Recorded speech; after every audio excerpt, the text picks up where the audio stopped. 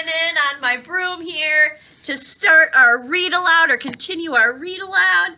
So in The Thief of Always, we left off at the end of chapter 4. Harvey and Wendell had been playing in the treehouse. Clue Cat got a little too inquisitive and passed away. And Harvey learned that Mrs. Griffin can't cry. So we are going to continue today with chapters 5 and 6 of The Thief of Always. Oh, where's my book? Accio, Thief of Always. Let's continue. Chapter 5.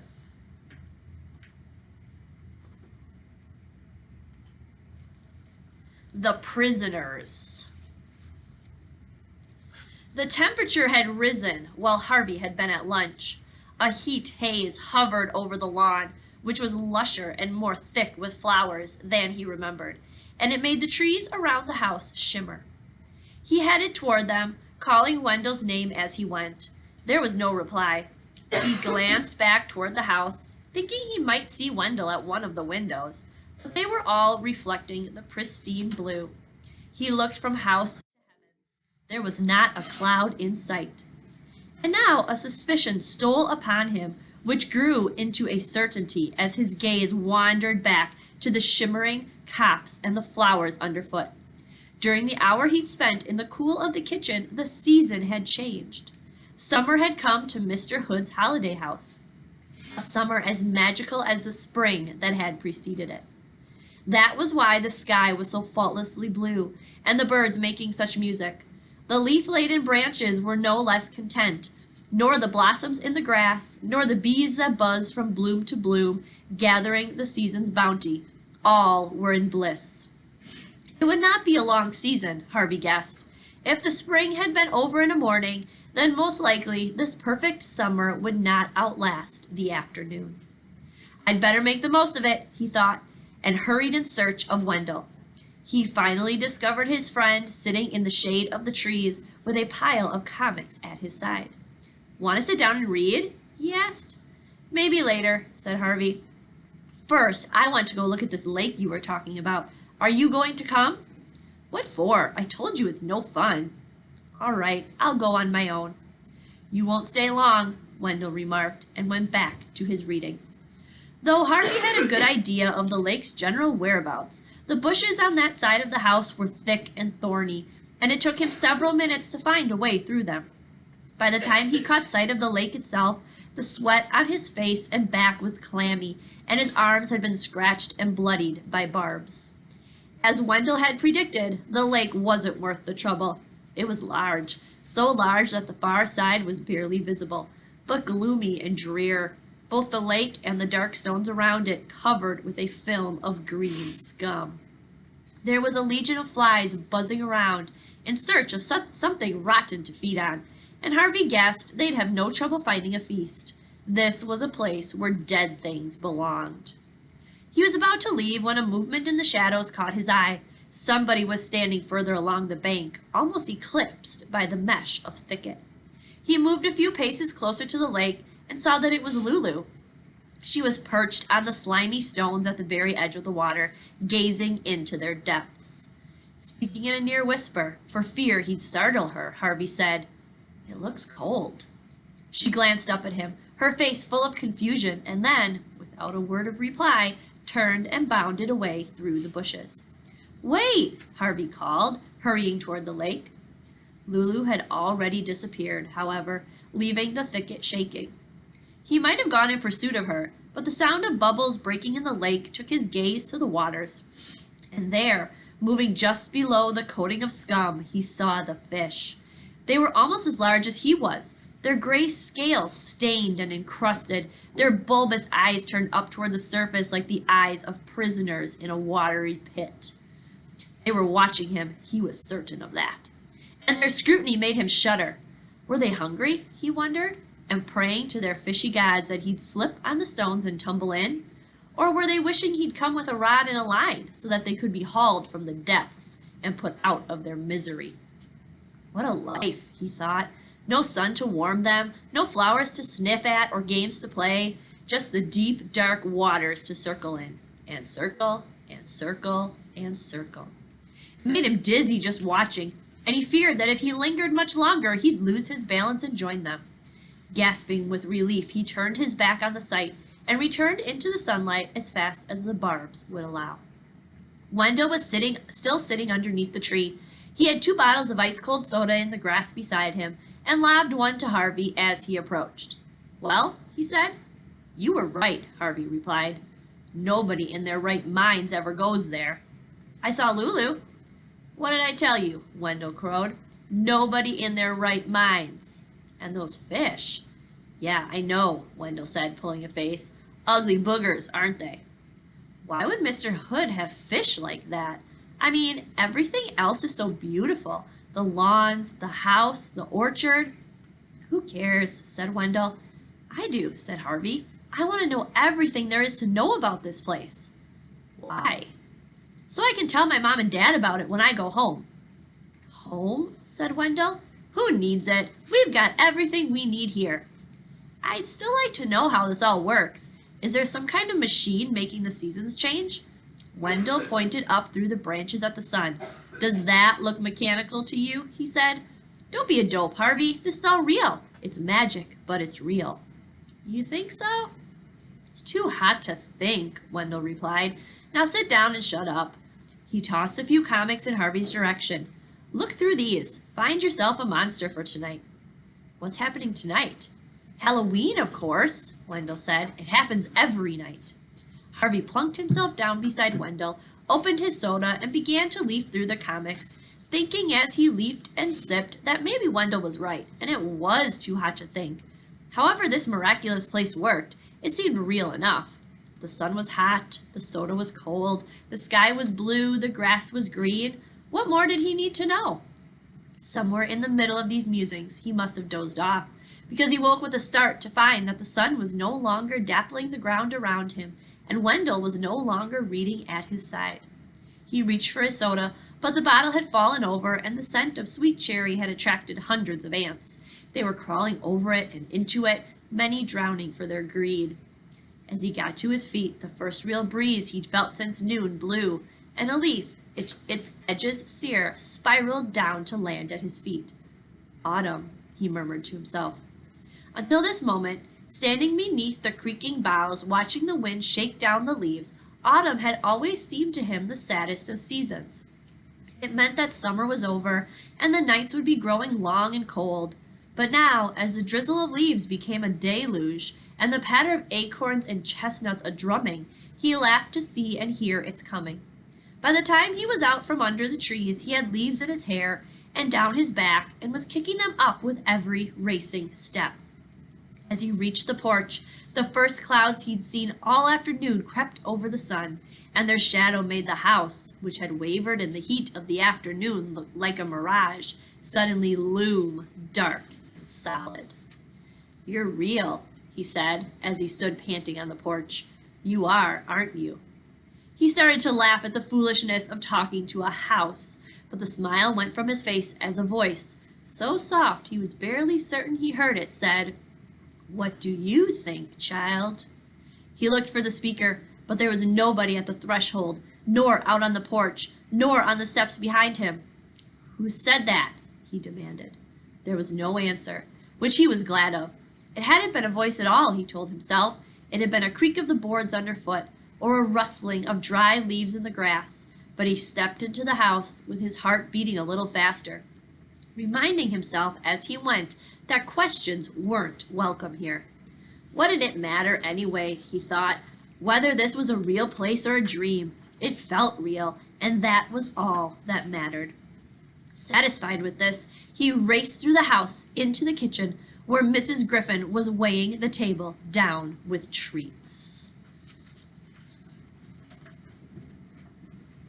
Ms. Mozinski, what are you looking for?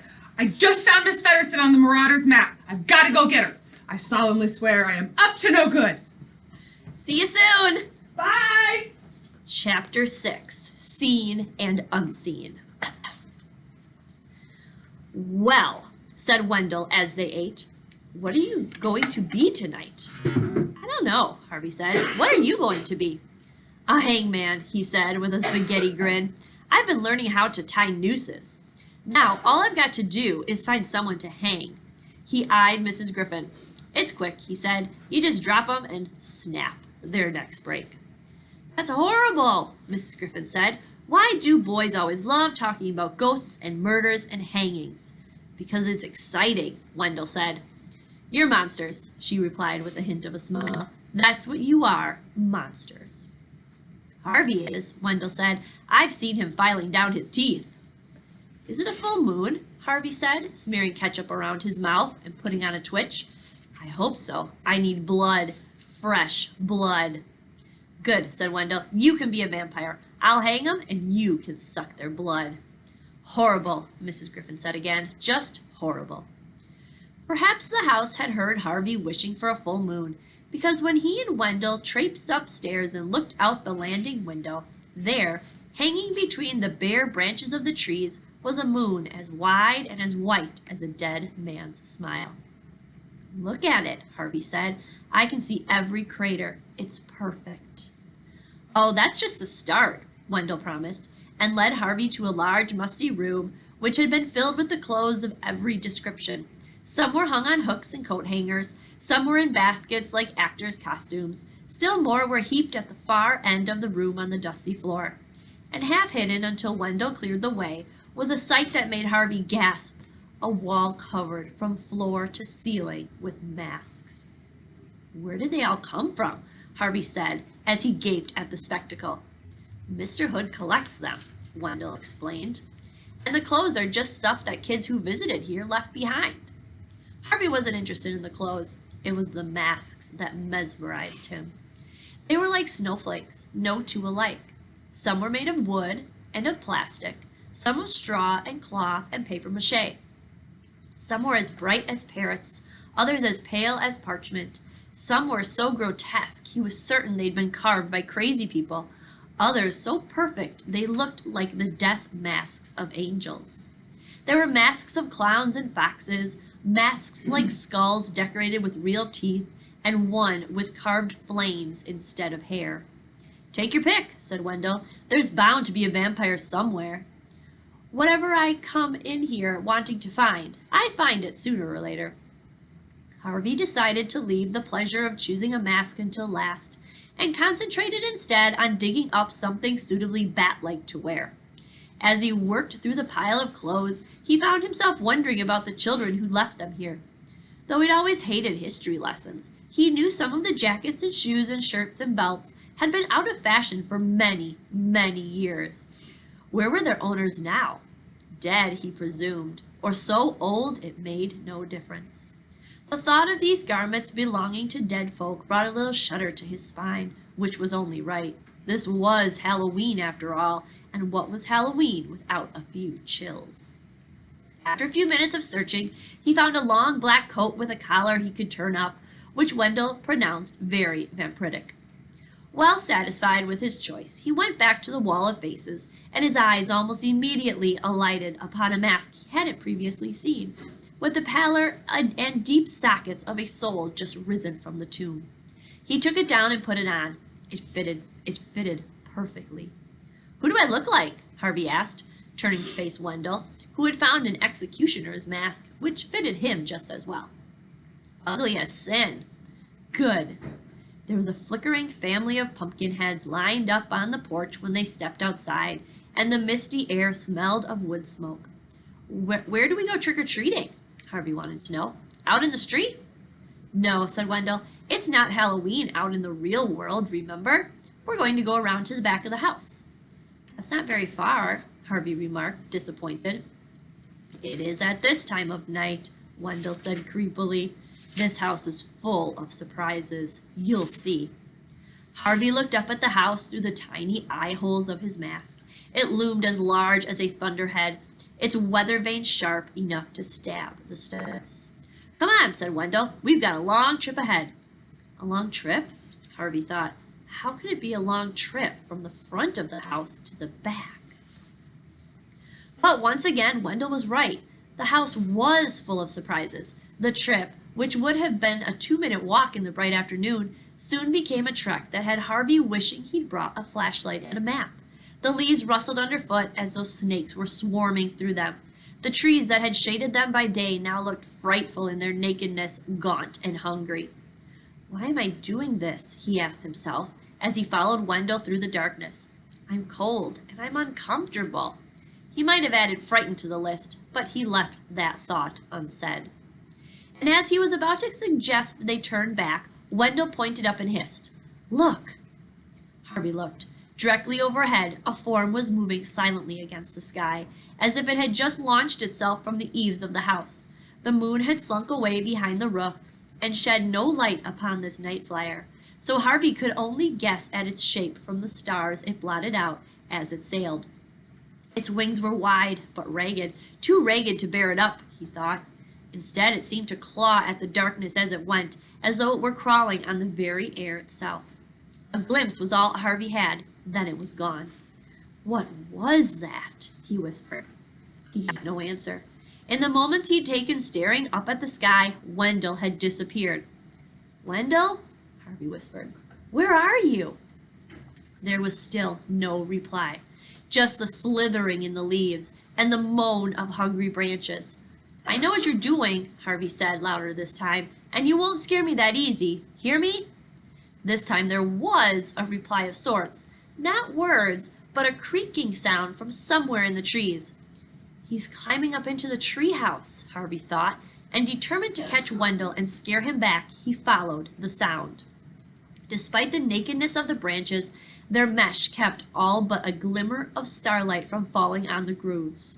He slipped his mask down around his neck so as to see a little better, but even then he was nearly blind and had to listen out for the sound of Wendell's ascent to guide him. He could still hear the creaks plainly enough and stumbled in their direction, his arms outstretched to grasp the ladder when he reached it. Now the sound was so loud he was certain he must be standing beneath the tree. He looked up, hoping to catch a glimpse of the trickster, but as he did so, something brushed his face.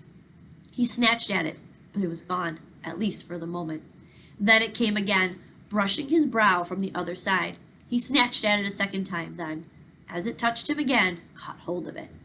Got you, he cried. His yell of triumph was followed by a rush of air and the sound of something crashing to the ground at his side. He jumped, but refused to let go of whatever he was holding. Wendell? He called. By way of a reply, a flame flared in the darkness behind him, and a firework erupted into the shower of green sparks, its light making a gangrenous cavern of the grove.